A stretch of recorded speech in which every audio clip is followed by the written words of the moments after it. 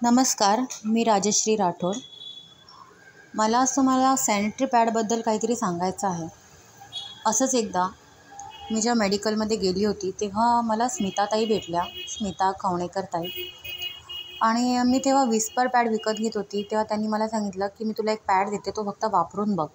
तर मी म्हटलं ठीक आहे, मी वापरून बघते. आणि खरोखर असा अनुभव मला पिरियड्स आल्यापासून आत्तापर्यंत असा पहिला अनुभव आहे, जो मला खरोखर तुमच्या सगळ्यांबरोबर शेअर करावासा वाटतो. कारण जेव्हा मी सॅनिटरी पॅड यूज करत होती पहिल्यापासून आत्तापर्यंत, तेव्हा एवढे वाईट अनुभव येत होते. एकतर बाहेर गेलं, चालताना, झोपताना किंवा काहीही, तर ते पॅड्स ना मोडायचे, अगदी फोल्ड व्हायचे आणि त्यामुळे कधी डाग लागायचे. त्या पॅडवरती जे प्लास्टिक आवरण आहे, त्या आवरणामुळे इचिंग व्हायची. आणि इवन हेच नाही, ते पॅड कधी अगदी 1-1.5-2 तासानंतर ते अगदीच फोल्ड होऊन जायचे, ज्यामुळे ना आपण अनकम्फर्टेबल फील करतो की नक्की हा पॅड आता खाली पडणार आहे, त्याचा स्टिक निघून गेलेला आहे. आता त्या टायमाला तो वेळच अशी असते की आपण अगदी 24 तास याच गोष्टी जसं या कोणासमोर तरी आपला काहीतरी अपमान होऊ नये का असं आपल्याला जे फील होत असतं की काही डाग लागेल किंवा तो पॅड खाली पडू शकतो, अशा पद्धतीची भीती असते.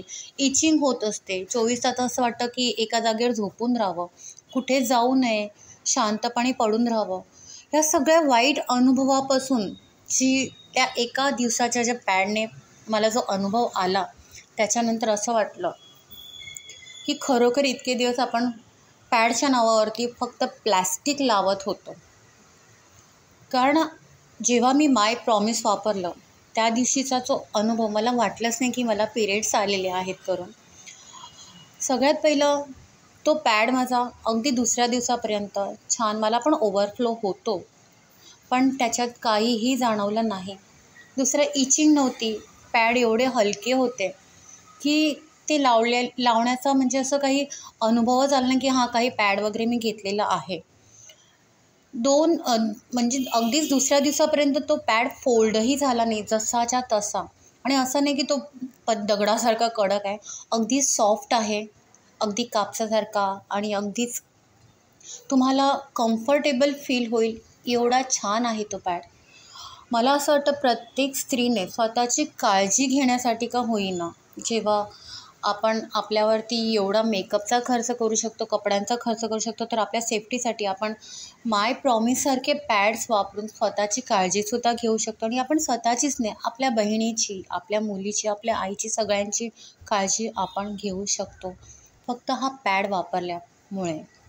कारण तुम्हालाही माहिती आहे की आपल्याला जे मंथली जे पिरियड्स येतात, त्याच्यातून आपल्याला कॅन्सरसारखे रोगही होतात. कारण आपली सेफ्टी नसते, कधी क्लीनलीनेस नसतं. त्यामुळे कसं होतं, आपल्याला ना कोणतेही रोग वजायनामध्ये होऊ शकतात. नॉर्मली आपल्याला खाज येते, तिकडची जागा डार्क होते. तर जेव्हा मी हा पॅड वापरला, त्याच्यानंतर एका दिवसातच जो पहिला एक्सपिरियन्स होता, तो माझ्यासाठी एवढा चांगला होता. त्याच्यानंतर मी हे पॅड्स वापरले, पुढचे 3 दिवस वापरले हे पॅड, आणि त्याच्यानंतर मला असं वाटलं की खरोखर किती इझी होऊ शकतं लाईफ, जर आपण ह्या पॅडबरोबर पुढे चालत गेलो तर. कारण मला असं वाटतं आपल्या मुली आता ज्यांच्या मुली आत्ताच पिरियड्स सुरू झालेत, त्यांच्यासाठी पहिलं पाऊलच आहे की आत्तापासूनच त्यांची काळजी घ्या. कारण मला असं वाटतं डिलिव्हरीपासून, पहिल्या पिरियड्सपासून किंवा अगदी शेवटच्या पिरियडपर्यंत आपल्याला माय प्रॉमिसबरोबर चालायला पाहिजे. हां, थोडा उशीर झाला माय प्रॉमिस यायला, पण असं वाटतं वेळ गेलेली नाही आहे, अजूनही आपण माय प्रॉमिस वापरून स्वतःची काळजी घेऊ शकतो आणि हेल्दी राहू शकतो. बस, नमस्कार, एवढंच बोलायचं होतं. आणि काळजी घ्या स्वतःची. मीही घेईन माझ्या मुलीची काळजी माय प्रॉमिसबरोबर. Thank you so much.